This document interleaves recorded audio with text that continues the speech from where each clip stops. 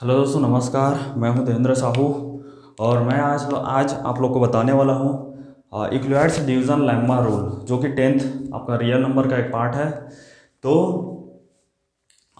ये आपका आपका ये आपका थ्योरम है, स्टेटमेंट है। For given positive integer a and b there exist unique integer q and r satisfying this equation a equals to bq plus r, and this limitation b r will be lesser than b, and r but r will be or greater than 0 or equals to maybe equals to 0. So this statement we have to satisfy it for equivalence division lemma rule. So firstly we take an example. Our example will be here. Example like 1 2 3 4 up to infinite. You can go for infinite. So if we are going for as a multiple of 2 anything, अगर हम लोग जाएं multiple of 2 के लिए, अगर 2 के लिए मैं देखूं तो 2 का मतलब जो है आपका मल्टीपल मैं 1 में देखता हूं। 1 के लिए ठीक है, 1 2 पूरे नंबर के लिए देखते जाऊंगा मैं 1 2 3 4 5, और इस इक्वेशन को मैं प्रूव करूंगा।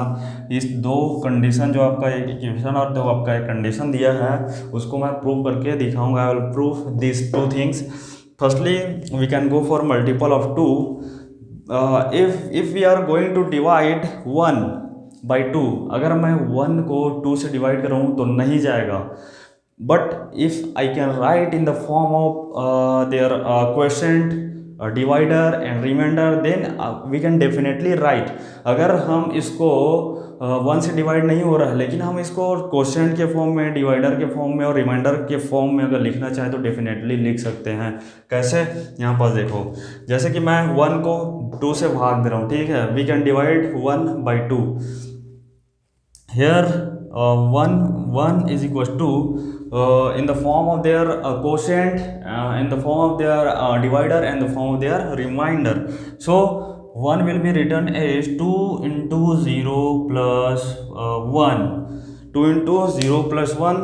If you are solving this thing, then you can definitely obtain this value equals to 1.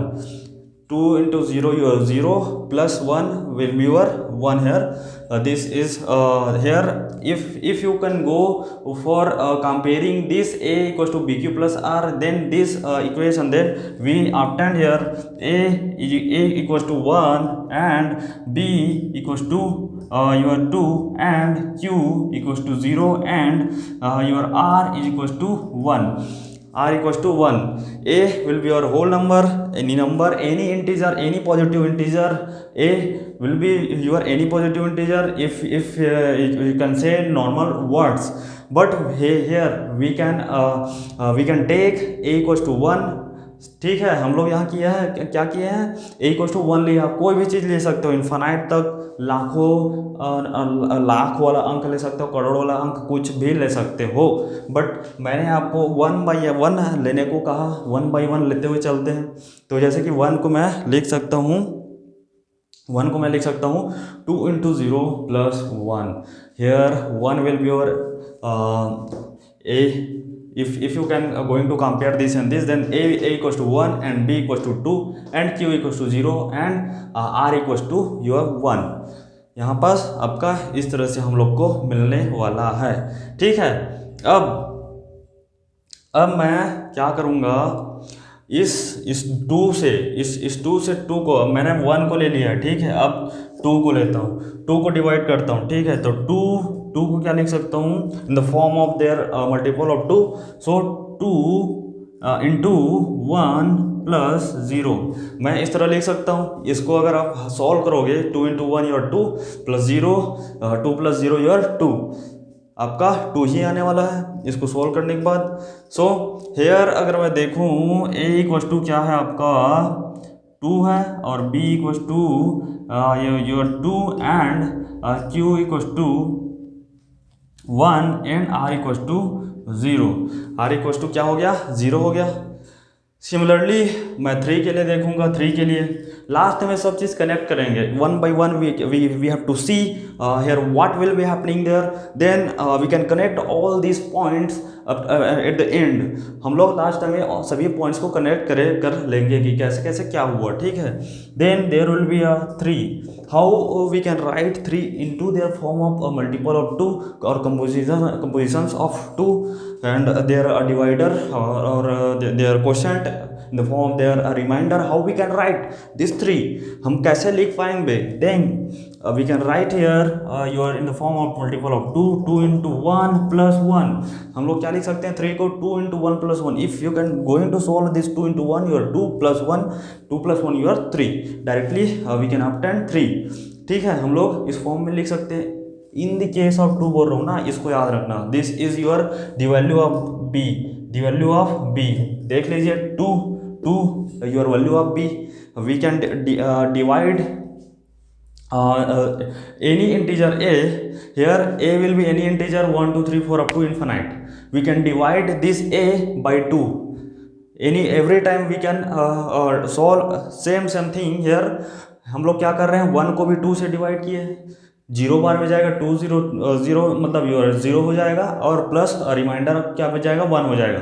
अगर मैं 1/2 कर रहा हूँ तो ये तो छोटा है नहीं जाएगा, लेकिन मैं इसको क्या लिख सकता हूँ, इसको 0 बार में जाएगा और रिमाइंडर 1 बचेगा, ऐसे करके लिख सकता हूँ ना भाई, यहाँ पास लिख सकता हूँ मैं, तो 1 हो जाएगा ये टोटल। जब आप सॉल्व करने जाओगे तो वही चीज़ मैं लिखा हूँ उसको। सो आप लोग देख सकते हो जो 3 है उसको भी वही फॉर्म, यहाँ पास a जो है एनी पॉजिटिव इंटीजर है, ठीक है, अप टू इन्फिनाइट कुछ भी ले सकते हो। मैं यहाँ पास b को 2 लेके चल रहा हूँ, मतलब डिवाइडर जो है आपका वो 2 है, ठीक है।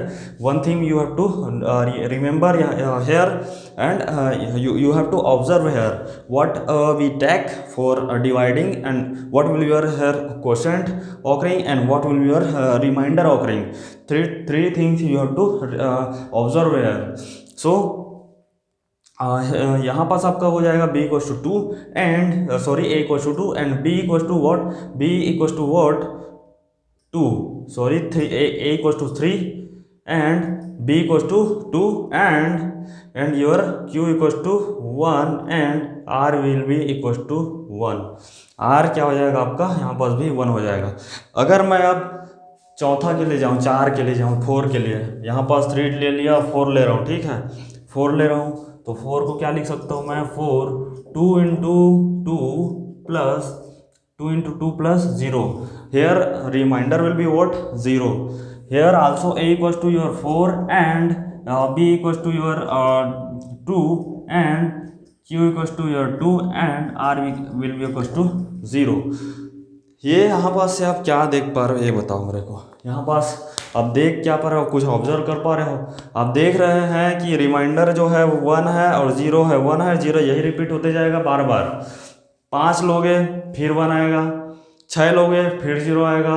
अगर आप 2 का मतलब 2 से डिवाइड कर रहे हो तब आपका डिवाइडर क्या है 2 है, तब की बात कर रहा हूँ ना, कान खोल के सुन लो, मैं डिवाइडर 2 है तब की बात कर रहा हूँ। इसके बाद 3 4 सभी चीज़ के लिए देख लेंगे, ठीक है। जो नंबर चाहो वो सिलेक्ट करके आप देख सकते हो।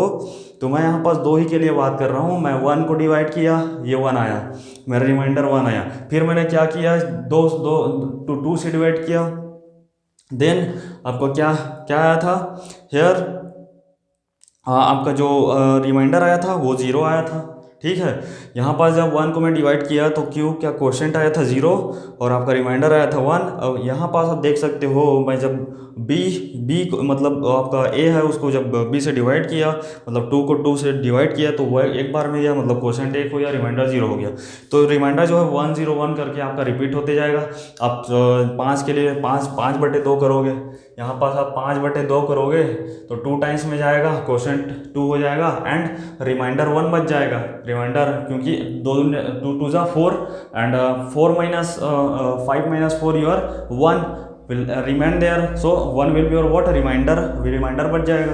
सो यहाँ पास आप क्या बोल सकते हो कि जो आपका रिमाइंडर का वैल्यू होता है 0 होता है और 0 से बड़ा होता है, बोल सकते हो ना। यहाँ पास आपका रिमाइंडर साफ साफ दिख रहा है, 0 और 1, 0 हो सकता है और 0 से बड़ा, 0 से बड़ा मतलब 1, 0 से बड़ा मतलब 1, 1 क्या है 0 से बड़ा है नहीं, तो लिखने के लिए हम लोग लिख सकते हैं।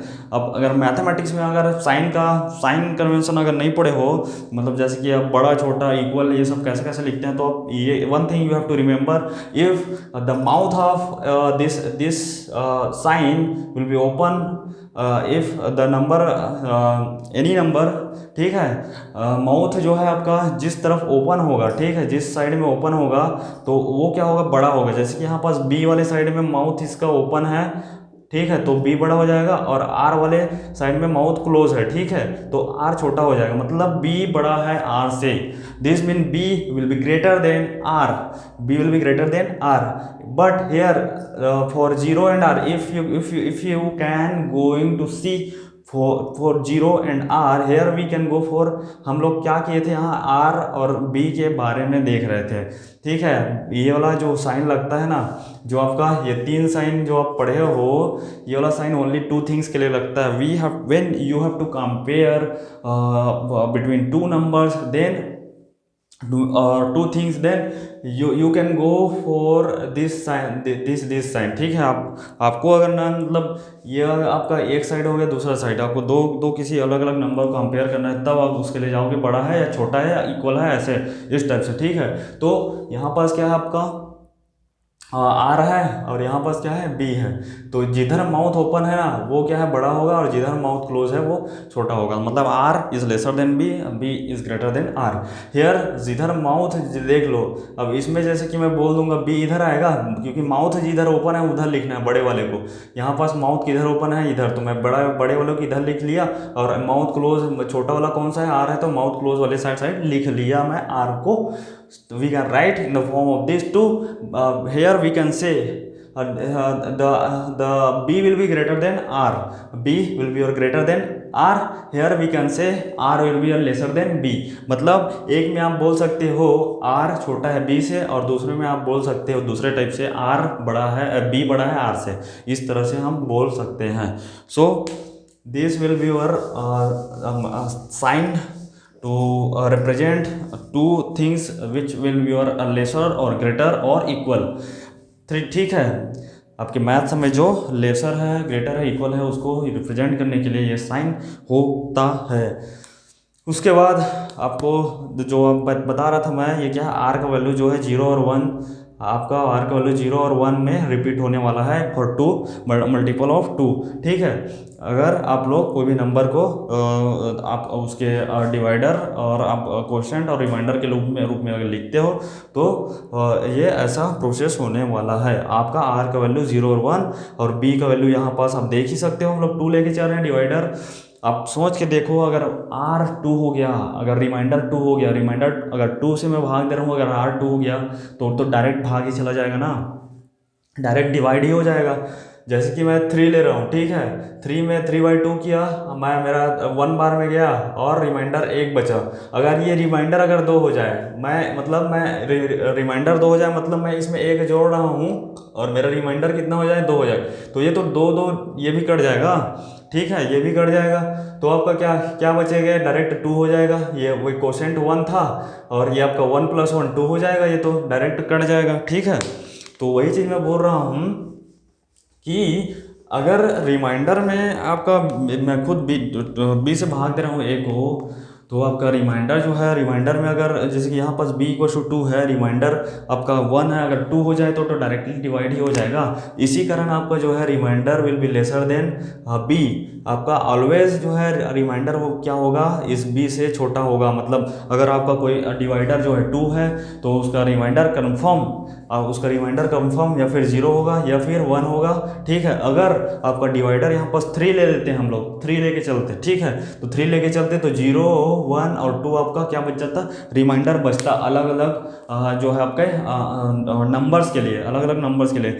चलो उसको भी देखते हैं। तो आप देख पा रहे हो क्या, जो ये वाला जो थिंग है वो भी प्रूफ हो गया। यहाँ पास देख सकते हो b = 2 है और r = 0 और 1 है, जो कि लेस है, और ये आपका क्या है, जो जीरो क्या है, 0 = 0 या फिर ग्रेटर देन 0 वाला जो आपका साइन है वो भी वैलिड है, क्योंकि ये 1 जो है ग्रेटर देन है और जो 0 जो है इक्वल है। R equals to 0 and r will be greater than 0। So हम लोग ये वाला फार्मूला देख लिए। अब अगर आप देखना चाहोगे कि अगर आपको देखना है कि इसके लिए 3 के लिए देखना है, मैं यहाँ पास ले लिया 2, 3 के लिए देखते हैं अब कैसे होता है।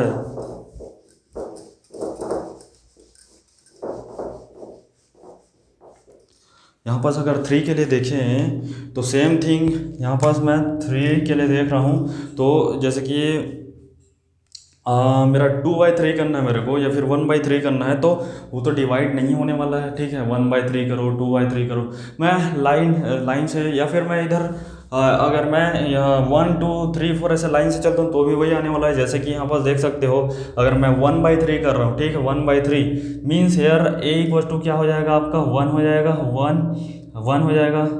मैं डायरेक्ट लिख दे रहा हूँ 1 equal to 3 into 0 plus 1, direct हो गया ना आपका। क्या है 1/3 किया मैं यहाँ पास 1/3 किया, तो ये तो 3 मतलब बड़ा है, ऊपर का जो है अंक बड़ा छोटा है, मीन्स ये डायरेक्ट 0 टाइम जाएगा और डायरेक्ट रिमाइंडर बच जाएगा, जो भी बचने वाला रहेगा 1 जो है रिमाइंडर हो जाएगा, ठीक है। तो इसको हम लोग इस फॉर्म में लिख सकते 3 into 0 0 and your +1 will be your equals to this 1, ठीक है। यहाँ पास आप देख सकते हो क्या रिमाइंडर जो है 1 है, और ये आपका बी स्टैंडर्ड जो 3 है वो लेके चल रहे हैं, पहले 2 लेके चले थे, अब 3 लेके चल रहे हैं। इसमें क्या क्या होता है वो चीज़ देखेंगे। जैसे अब इसके बाद 2 will also not divided by 3, 2/3 करोगे डेसिमल्स में आ जाएगा। डेसिमल्स के बारे में हम लोग को बात नहीं कर रहे हैं अभी, बाद में देखेंगे डेसिमल वाला, ठीक है। तो यहाँ पास 3 इंटू 0 0 हो जाएगा, प्लस यहाँ पर रिमाइंडर फिर से क्या बच जाएगा 2, डायरेक्टली लिख दो, क्योंकि अब 2/3 करोगे, 2 छोटा है 3 बड़ा है, कैसे जाएगा नहीं जाने वाला, डिवाइड डायरेक्टली डिवाइड नहीं होने वाला है। So we can write in the form of 2 equals to 3 into 0 plus 2, ठीक है। अब 3 के लिए देखूँ तो 3 इंटू 1 प्लस 0, 3 के लिए मैं देखूँ तो 3 इंटू 1 प्लस 0, डायरेक्टली यहाँ पर सब आपका क्या हो जाएगा 3 इंटू 1 प्लस 0 आ जाएगा, ठीक है। 3/3 करता हूँ तो 3/3 करता हूँ तो ये एक ही बार में जाएगा, क्वोशेंट 1 हो जाएगा, ठीक है।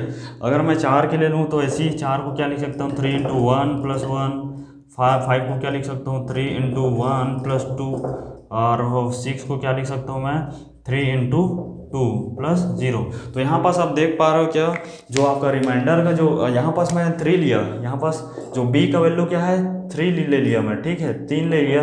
तो आपका रिमाइंडर जो है कि क्या क्या बच रहा है, एक तो आपका 1 बच रहा है, 2 बच रहा है, 0 बच रहा है, फिर से 1 बच रहा है, 2 बच रहा है और 0 बच रहा है। यही पूरा रिपीट हो जाएगा, अनंत तक जाओगे पूरा यही रिपीट होगा, ठीक है। यही चीज़ रिपीट होने वाला है, यही रिमाइंडर पूरा रिपीट होगा 1 2 0 1 2 0 1 2 0, ठीक है।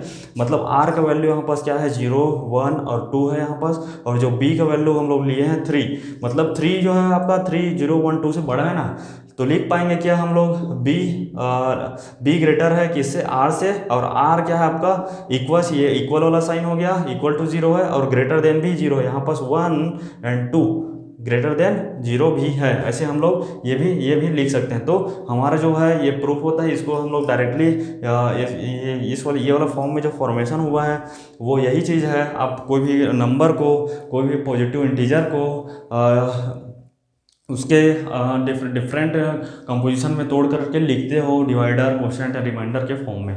तो यही जो है थ्योरम दिया गया था इक्वलेट्स डिवीजन, आपका जो एल्गोरिथम है और इक्वलेट्स डिवीजन जो लेम्मा है, यही थ्योरम आपका इसी से रिलेटेड है।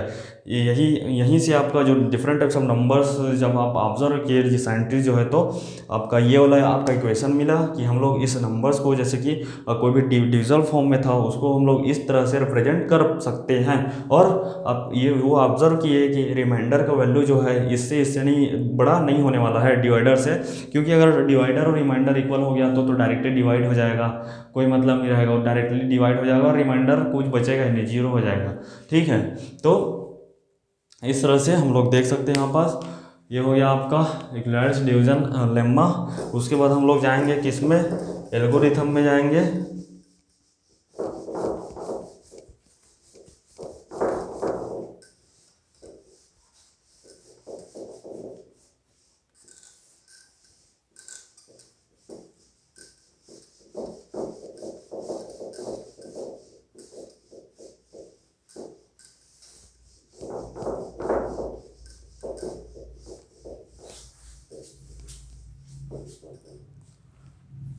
इक्वलाइट्स डिवीजन एल्गोरिथम, ये क्या है आपका? फर्स्टली आपको ये समझना है यहाँ पास एक अलग नया वर्ड कहाँ से आया।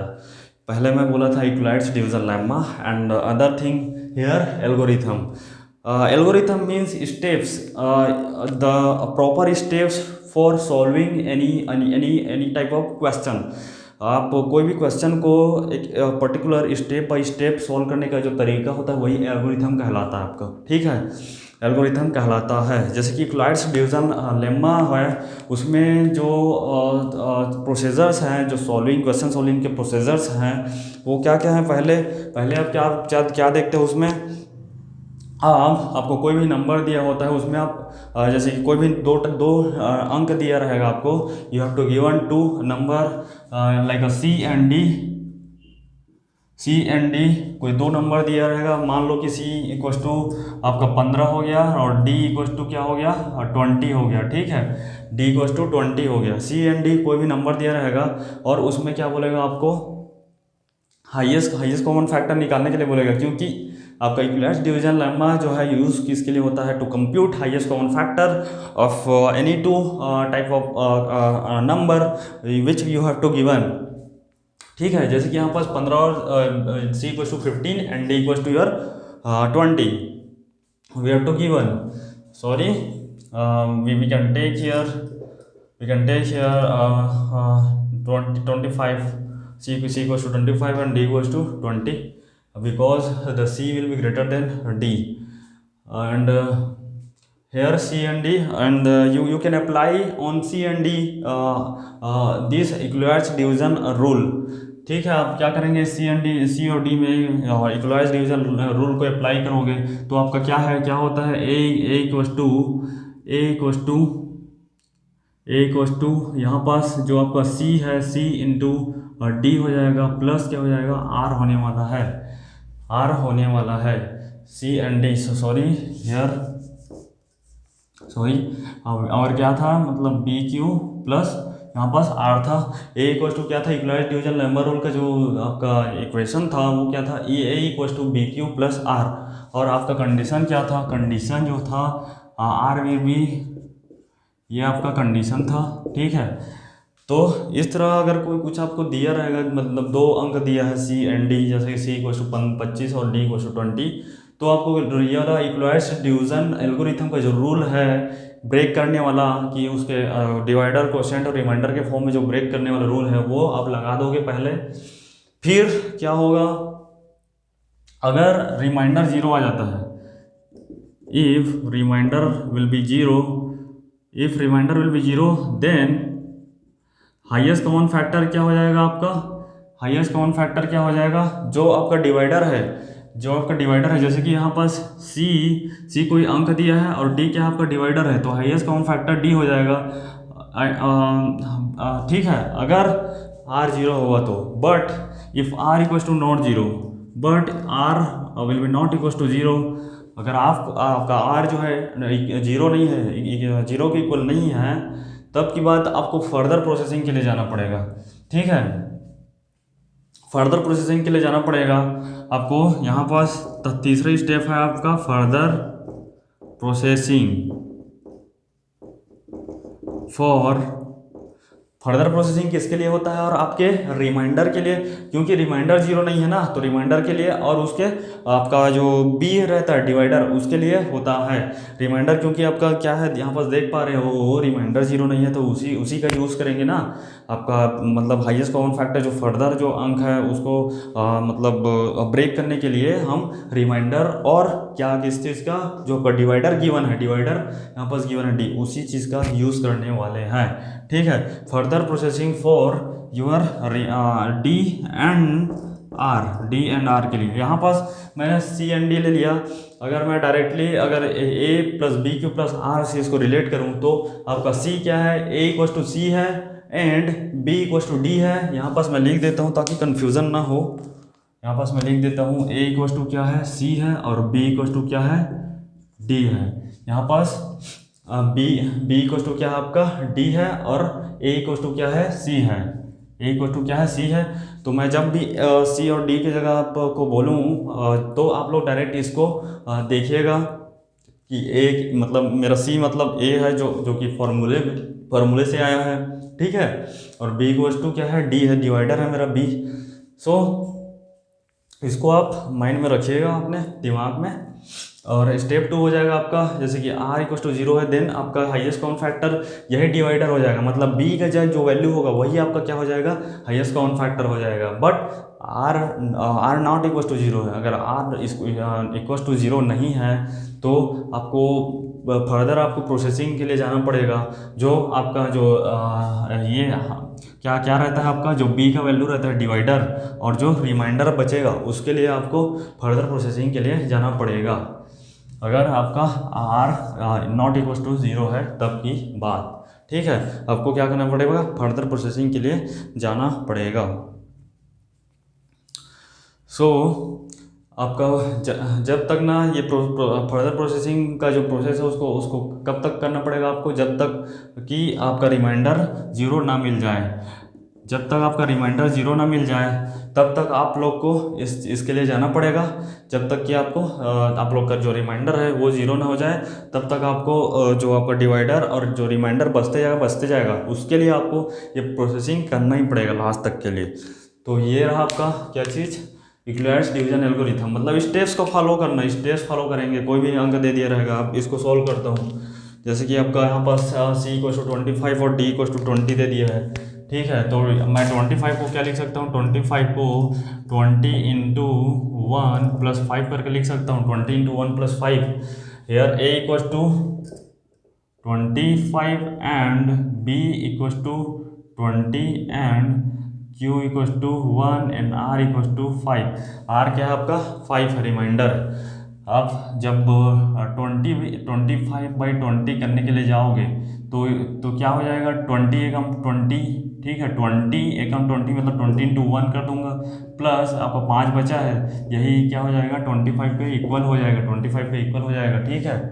यही क्या हो जाएगा 25 पे इक्वल हो जाएगा। तो वही चीज़ लिखा हूँ मैं, 25 equal to 20 into 1 plus 5 and here remainder not equal to 0, ठीक है। आपका ये क्या हो गया, आपका स्टेप फर्स्ट हो गया, स्टेप फर्स्ट हो गया। मैं इस सी एंड डी के लिए मतलब जो आपका यूक्लिड्स डिवीजन लेम्मा रूल को लगा दिया, 25 equal to 20 into 1, but here r not equal to 0।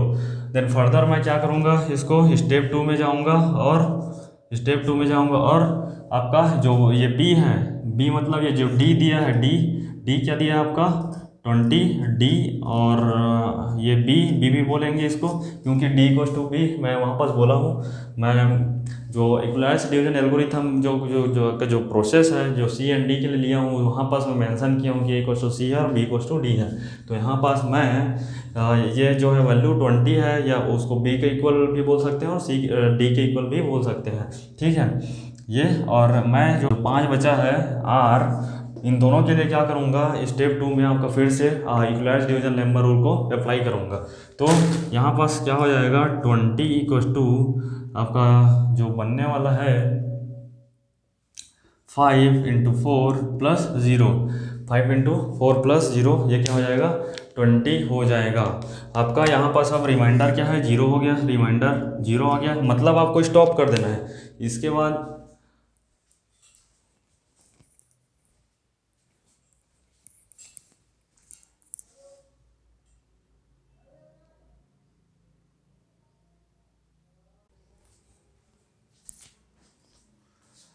हाँ, तो यहाँ पास मैं वो क्या बोल रहा था आप लोग को, जब आप लोग का आर जो है 0 मिल जाए तो आप लोग को स्टॉप कर देना है प्रोसेसिंग।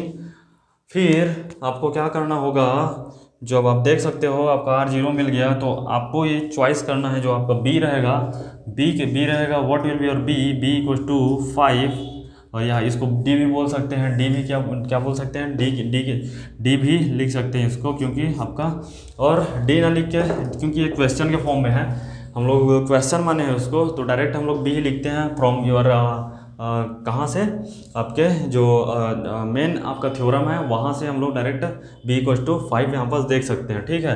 क्योंकि 20 को रिमाइंडर जो है आपका 5 एंड 20 में आप जब यूक्लिड्स डिवीजन एल्गोरिथम जब लगाओगे तो आपका ये कम्प्लीटली चले जा रहा है, आर इक्वल टू 0 आपका हम लोग के यहाँ पास मिल रहा है। तो जो आपका बी है वही आपका क्या होगा, हाईएस्ट कॉमन फैक्टर होने वाला है। यहाँ पास जो आपका बी है वही क्या होने वाला है, हाईएस्ट कॉमन फैक्टर होने वाला है। तो यहाँ पास आप देख सकते हो कि ये आपका 2 स्टेप में ख़त्म हो गया। ठीक है, आपको फर्दर प्रोसेसिंग के लिए जाना नहीं पड़ा, मतलब एक ही बार में आपका जो आपका प्रोसेस था वो हम लोग पहले क्या किए, डायरेक्ट उसको जो गिवन क्वेश्चन है आपका, जो गिवन क्वेश्चन के लिए हम लोग डायरेक्टली हम लोग यहाँ पर 20 और 25 के लिए firstly we can apply equalized division algorithm. Then here in first step your remainder not equal to 0 and your in second step remainder equal to 0। ठीक है, रिमाइंडर इक्वल टू आपका 0 आ गया सेकंड स्टेप में। तो यहाँ पास 0 आने के बाद जो आपका वैल्यू ऑफ बी रहता है, बी इक्वल टू यहाँ पास क्या है 5 है, वही आपका क्या हो जाएगा HCF हो जाएगा, हाईएस्ट कॉमन फैक्टर। ठीक है, इस तरह से हम लोग इक्वलाइज्ड डिवीजन एल्गोरिथम का यूज़ करते हैं to find what your highest common factor. अब हम लोग देखते हैं जो आपका क्वेश्चन है उसके बारे में बात करेंगे।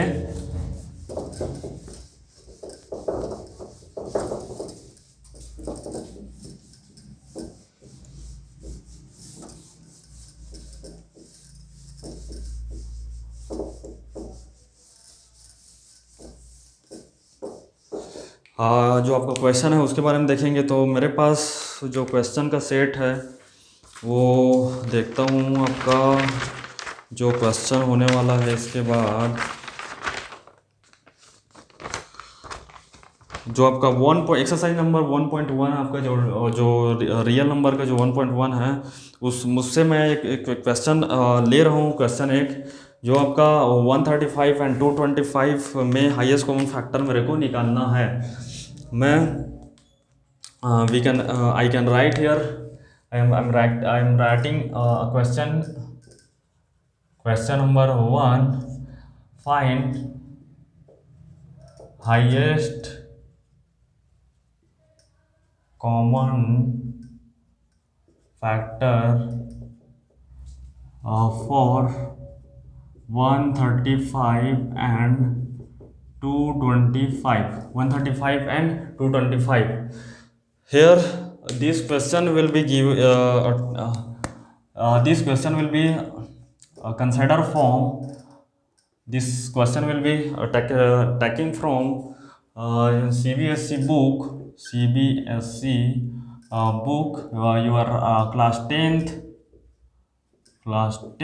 exercise number 1.1 and this will be your the question location of your question in your book.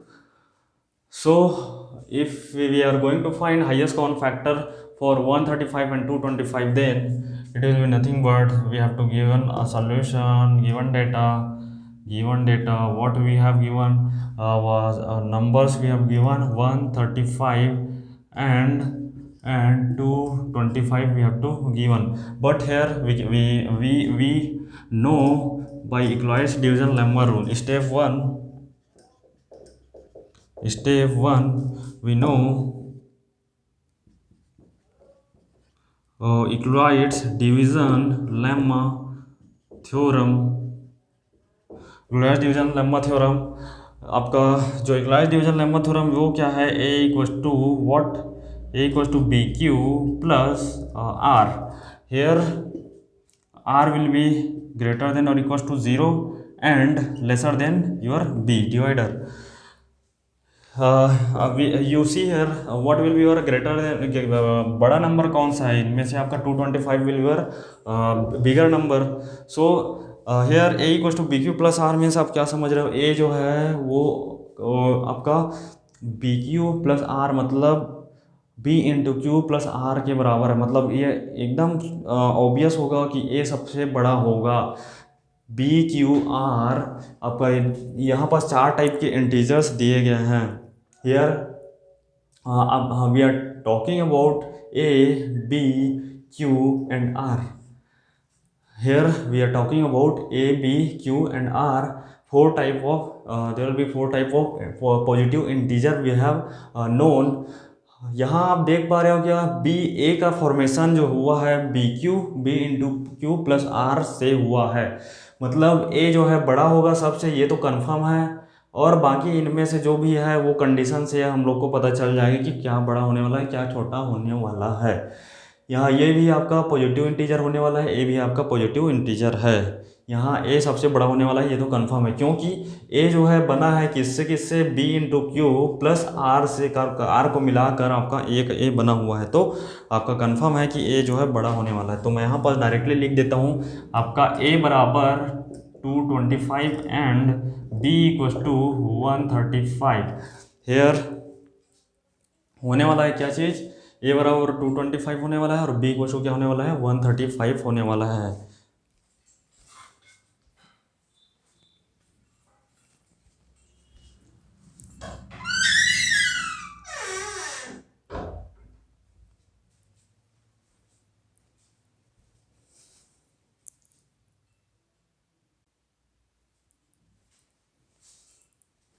यहाँ पास क्या होने वाला है, ए इक्वस टू, यहाँ पास जो है ए जो है बड़ा होने वाला है और बाकी जो है आपका छोटा होगा, ए से डेफिनेटली छोटा होगा बी। सो अब यहाँ पास हम लोग a equals to 225, b equals to 135 we can taking from given question.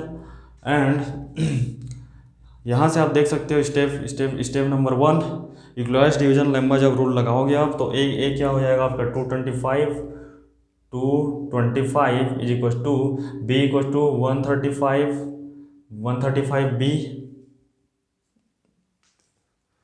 And this will be, अगर आप डिवाइड करोगे 225 by 135 then only one time it will B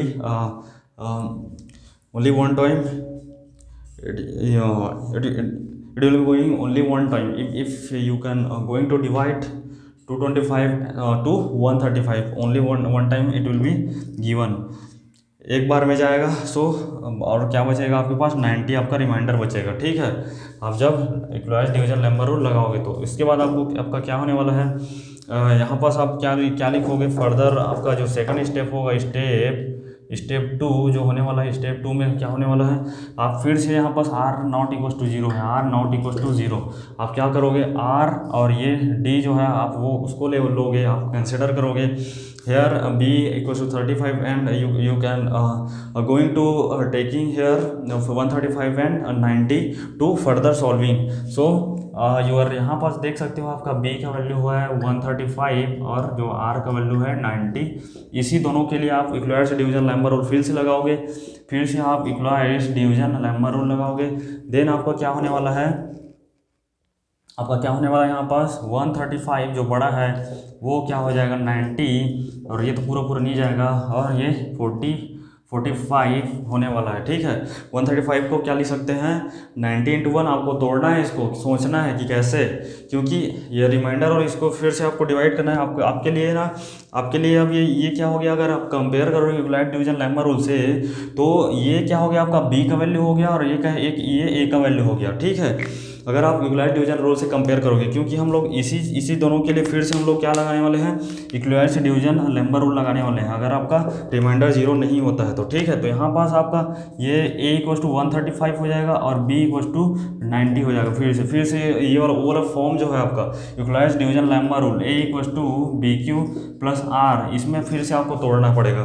फिर से आप तोड़ोगे तो ये आपका हो जाएगा 90 बाई 135 करोगे, 90 वन ज़ा 90 और प्लस आपका 45 विल बी रिमाइंडर हेयर। ठीक है, रिमाइंडर हो जाएगा। फिर से आप क्या करोगे, यहाँ पास रिमाइंडर 0 नहीं है, 0 नॉट इक्वस टू 0, रिमाइंडर आपका 0 नहीं है। फिर से आप 90 बोलोगे, a equals to your 90 and b equals to 45 here we have to taken, then we can solve for this thing. हम लोग क्या करेंगे, फिर से इसके लिए हम लोग क्या करेंगे, सॉल्व करेंगे 90 और 45 के लिए। तो क्या होगा, यहाँ पास हम लोग देखते हैं क्या होगा। ये फिर से 90 को हम लोग उसके फॉर्म में लिखेंगे, इक्वलाइज डिवीजन लेम्मा जो रूल है a equals to b q plus r, इसके फॉर्म में हम लोग लिखने वाले हैं। आपका b क्या दिया है 45 हो जाएगा और ये 45 इंटू टू टाइम्स 90 बाई 45 करोगे तो ये क्या है 2 बार में चला जाएगा, 45 90, 45 into 2 your 90, then here no remainder will be obtain, हमको कुछ रिमाइंडर नहीं मिलेगा, ठीक है। यहाँ पास तो आप लोग देख पा रहे हो यहाँ पास रिमाइंडर इक्वल्स टू 0, ठीक है, रिमाइंडर 0 और ये 45 इंटू 2। सो जो आपका b का वैल्यू जो है यहाँ पास क्या है 45, यही आपका क्या हो जाएगा हाईएस्ट कॉमन फैक्टर हो जाएगा, यही क्या हो जाएगा हाईएस्ट कॉमन फैक्टर हो जाएगा, क्योंकि यहाँ पास रिमाइंडर आपका 0 मिल गया।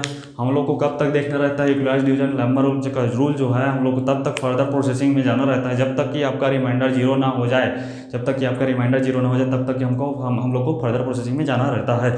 सो यहाँ आपका क्या होगा रिमाइंडर 0 हो गया, तो हम लोग को अब स्टॉप करना चाहिए। स्टॉप करके हम लोग को बी का वैल्यू लेना है। बी का वैल्यू क्या आपका 45 है, 45 is your highest common factor, 45 is your what highest common factor. So this question and answer is completed, and we can go for another question. Another question we have to solve from this exercise 1.1.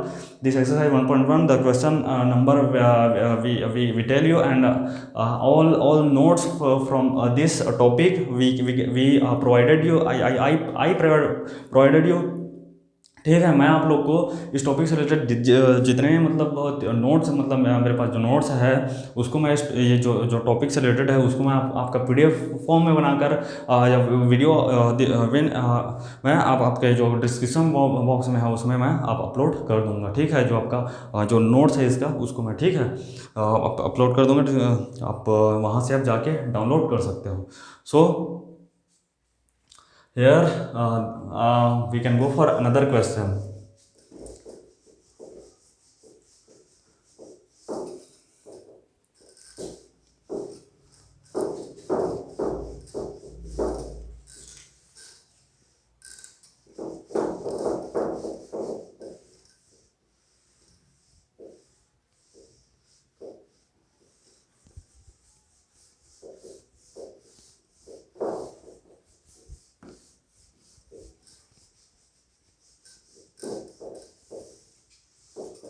तो हमारा जो दूसरा question है, वो क्या है, second question will be your so that any positive odd integer I am writing another question. The question number 2, what will be your question? The so that any positive odd integer, so that any positive odd integer, so that any positive odd integer, so that any positive odd integer, so that any positive odd integer is of the form 6q plus 1 and 6q plus 3, is of the form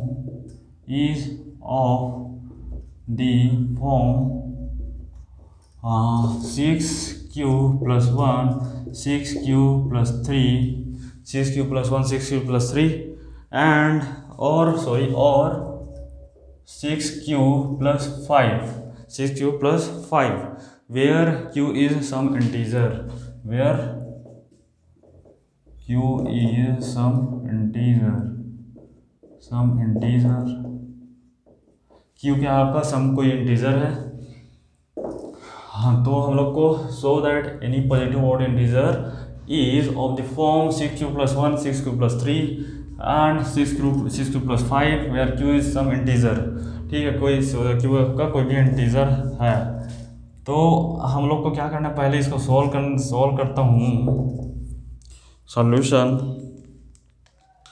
तो सो that any positive odd integer बोला है, ठीक है। Any positive odd integer means firstly ये वाला question में आपको equalise division lumbar rule का जो है यूज़ कैसे करना है वो पहले आप लोग जान लो। यहाँ पर डायरेक्टली लिखा हुआ है कि एनी पॉजिटिव ऑड इंटीजर, तो सबसे पहले हम लोग को कोई भी एक इंटीजर पॉजिटिव इंटीजर सिलेक्ट करना पड़ेगा, ठीक है। सबसे पहले हम लोग को कंसाइडर करना पड़ेगा ना, वही इंटीजर को हम लोग क्या करेंगे, वही इंटीजर को जो हम लोग मानेंगे, सपोज करेंगे, वही इंटीजर को हम लोग इस इस ये वाले 6q+1 and 6q+3 and 6q+5 के फॉर्म में रिप्रेजेंट करना है। ये आपका क्वेश्चन है। आप लोग क्वेश्चन को पहले समझ लो, क्वेश्चन बोला क्या है।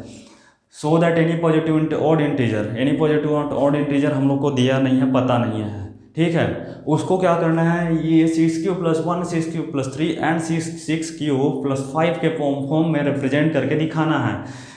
पॉजिटिव ऑड इंटीजर कुछ भी हो सकता है, ए मान सकते हो, बी मान सकते हो, एक्स मान सकते हो, वाई मान सकते हो, जेड जो भी मानना है आप मान सकते हो। क्या है, क्या आपका एनी जो पॉजिटिव इंटीजर है आप कुछ भी मान के चल सकते हो। तो मैं यहाँ पास ए मान के चल रहा हूँ। आपका जो पॉजिटिव इंटीजर है, let a be positive any positive integer, ठीक है। आपका कोई पॉजिटिव इंटीजर है, एनी पॉजिटिव इंटीजर, आपका ए क्या है, कोई पॉजिटिव इंटीजर है। Then you have to write this a in the form of 6q+1 6q+3 and 6q+5।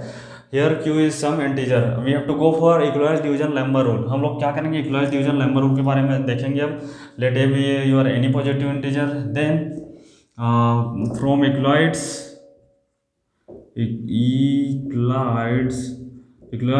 division lemma rule, from equalized division lemma rule we can write a we can write क्या हो जाएगा, a equals to b q plus r. इस form में ये क्या होता है, equalise division lemma rule होता है। और आर आपका क्या होता है, greater than equals to 0 less than b, ये क्या होता है, आर होता है, ठीक है। तो इस फॉर्म में इसको अगर कंपेयर करोगे आप, let a b any positive integer, और ए को आप क्या लिखे हो, from Euclid's division lemma rule से आप क्या लिखे हो, a equals to b q plus r के फॉर्म में आप रिप्रेजेंट कर दिए, ठीक है। अब जब आप कंपेयर करोगे, ये वाला जो टर्म है उसको आप ये वाला टर्म से कंपेयर करो, ठीक है। आपका जो टर्म कौन सा है क्वेश्चन में, ये वाला जो टर्म है, आप लोग इसको देखो और इसको देखो। यहाँ से आपको डाटा मिलेगा, डाटा कलेक्शन होगा। आपको डाटा कलेक्शन कैसे करना है वो चीज़ भी आपको ध्यान रखना है, ठीक है। आपको कैसे करना है डाटा कलेक्शन, वो भी आपको ध्यान में रख के चलना है। तो कैसे करोगे आप, यहाँ से देख सकते हो, जो a equal to b q plus r है, इसको कंपेयर करो इससे, तो आपको बी का वैल्यू मिलेगा। बी का वैल्यू क्या मिलेगा, यहाँ से 6 मिलेगा, और आपका q का वैल्यू तो q ही है, ठीक है। और आपका r का वैल्यू यहाँ पास दिया है, क्या चीज़, 1 दिया है, 3 दिया है और 5। ये तीनों के लिए आपको शो करना है a का वैल्यू क्या होने वाला है, ठीक है। तो अगर b का वैल्यू 6 है तो आप लोग जानते हो क्या, यहाँ पर डायरेक्टली आपका जो इक्वलाइज्ड डिवीजन लेम्मा रूल क्या बोलता है, अगर b का वैल्यू 6 है मतलब r का वैल्यू क्या हो सकता है, r का वैल्यू क्या हो सकता है, 0 हो सकता है, 1 हो सकता है, 2 हो सकता है, 3 हो सकता है, 5 तक हो सकता है। अगर b का वैल्यू 6 है तो आपका r का वैल्यू 5 तक जा सकता है ना।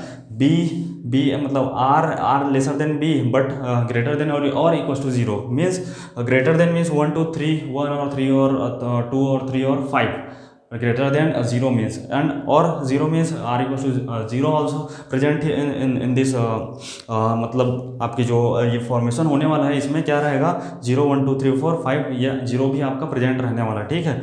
आप लोग यहाँ से देख सकते हो, क्योंकि ये जो आपका इक्वलाइज्ड डिवीजन लेम्मा का जो रूल है उसमें एक कंडीशन है, इसी के लिए आपको जाना है। यहाँ से आप डाटा कलेक्ट किए, b इक्वल टू 6 है, ये तो दिख गया मेरे को, और a so that any positive integer बोला है, एनी पॉजिटिव ऑड इंटीजर के लिए मतलब कोई इंटीजर आपको मानना पड़ेगा ना, आपको पता नहीं है तो क्या मानना ही पड़ेगा ना। तो मैंने ए मान लिया, उसको ए मान लिया, कोई पॉजिटिव इंटीजर मेरा ए। तो यहाँ से जो आपका जो क्वेश्चन दिया है वहाँ से आपको डाटा मिलेगा, क्या चीज़, बी का वैल्यू मिल गया मेरे को देख के, 6q+1 है, जो कि 6 जो q का मल्टीपल होता है वही क्या होता है, b होता है, डिवाइडर होता है वही क्या होता है, b होता है मेरा।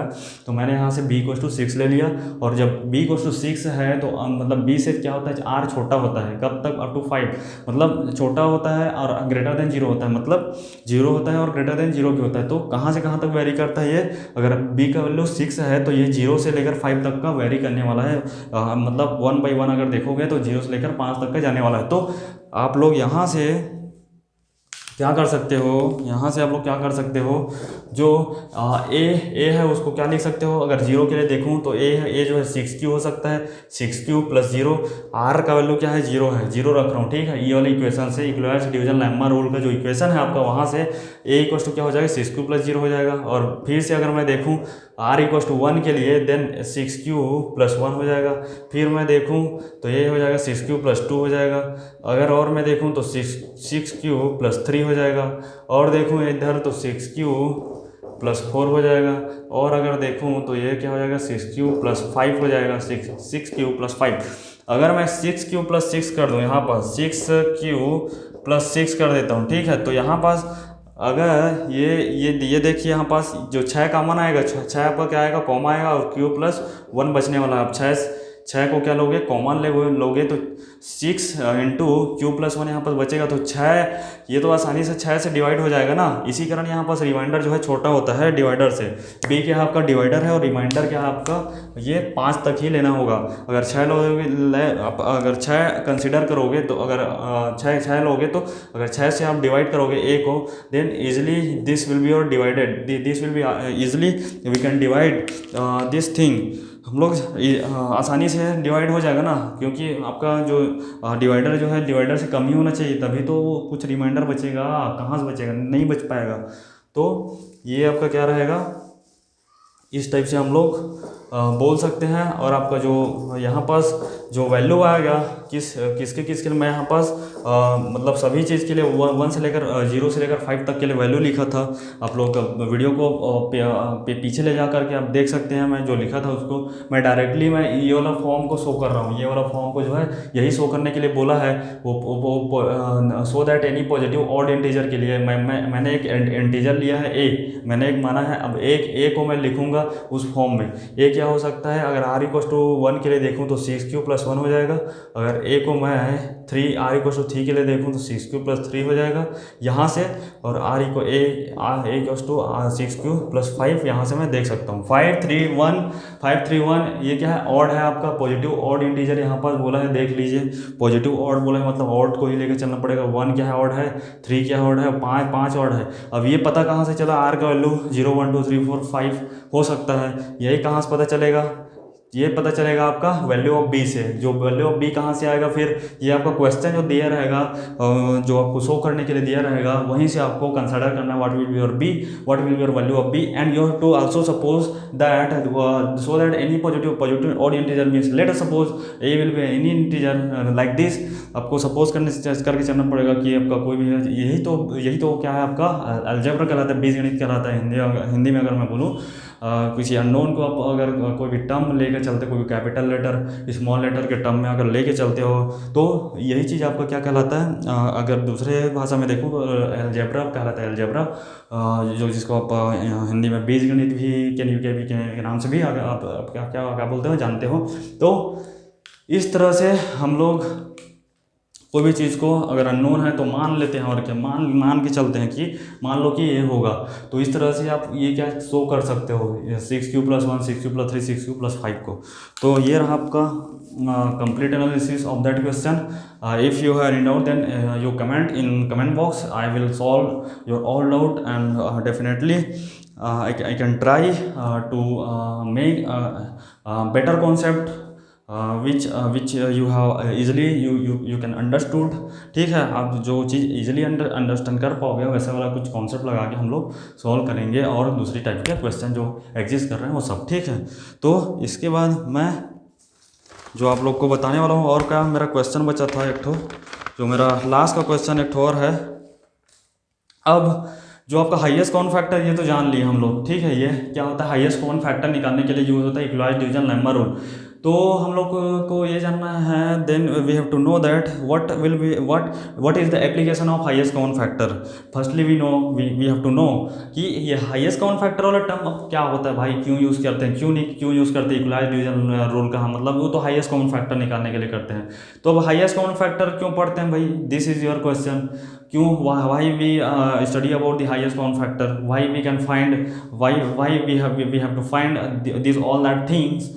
सो मैं आपको ये चीज़ बताऊंगा कैसे हम लोग इसका यूज़ कर सकते हैं जनरल लाइफ में, जनरल लाइफ में आप कैसे यूज़ करोगे हाईएस्ट कॉमन फैक्टर का जो सिलसिला है, जो आपका एक अलग से जो आपका एक मेथोडोलॉजी है बोल सकते हो, उसको आप कैसे अप्लाई करोगे जनरल में, वो मैं आपको बताने वाला हूँ। जैसे कि मैंने एक एग्जांपल लिया है आपका, जैसे कि काजू बर्फी है, ठीक है।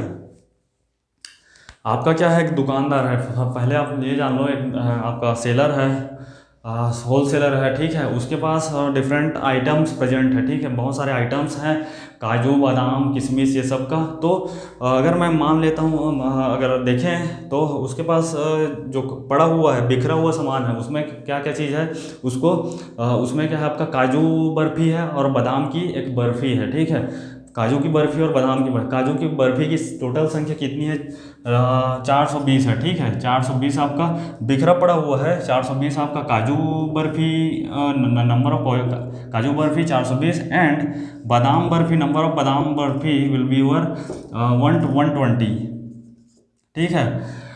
आपका सॉरी, दिस इज योर 130, ठीक है। Late us suppose this will be your 130, मान के चलता हूँ कि 130 है, ठीक है। तो यहाँ पास से आप देख सकते हो जो काजू बर्फ़ी है वो 420 काजू बर्फ़ी बिखरा पड़ा है किसी सेलर के दुकान में, या फिर किसी आप बोल सकते हो कि वो क्या क्या करना चाह रहा है, जो बिखरा हुआ है उसको एक ट्रे में रखेगा, फिर वो ऐसे बिखरा के तो नहीं रखेगा, ट्रे में रखेगा। अगर कोई कस्टमर आता है तो उस ट्रे से निकाल के वो उसको बेच सकता है, ठीक है। अगर बिखरा पड़ा रहेगा तो उसको कन्फ्यूज होगा कि कौन सा क्या है, कौन सा क्या है, काजू है कि बादाम है, क्या चीज़ है, ये कन्फ्यूजन हो जाएगा उसको। तो उसको क्या करना चाहिए, पहले उसको जमाना चाहिए अच्छे से। और उसके पास अगर बहुत सारी अगर आइटम्स होगी, बहुत सारा अगर सामान पड़ा होगा तो उसके दुकान में, तो क्या वो मतलब उसको एक स्पेस जो लिमिटेशन है उसको भी मेंटेन करना पड़ेगा ना। मतलब कम स्पेस में अच्छा से आ जाए ऐसे सोचेगा। अगर बहुत सारा अगर माल है उसके पास, बहुत सारा सामान है, तो इस केस में आप क्या करोगे, फिर एक स्पेस लिमिटेशन का अब फिर कैलकुलेशन के लिए जाओगे कि मैं इसको कैसे, मतलब एक ट्रे है, ट्रे में ऐसे में कैसे उसको सीरीज वाइज जमाऊँ, कैसे उसको रिप्रेजेंट करूँ कि मेरा जो स्पेस है वो बहुत कम से कम यूज़ में हो जाए, ठीक है। कम से कम स्पेस में उसको एक मतलब एकदम आपका जो रहता है सीरीज वाइज, मैं उसको एक के बाद एक आपका उस ट्रे में रख दूँ, इसको बर्फ़ी को और काजू बर्फ़ी को, ठीक है। तो यहाँ पास आपका काजू बर्फ़ी कितना है, 420, और बादाम बर्फ़ी कितना है, 130 है। दोनों को एक ट्रे है आपका, ऐसे कुछ ट्रे बना हुआ है, उसमें आपको जमाना है, ठीक है।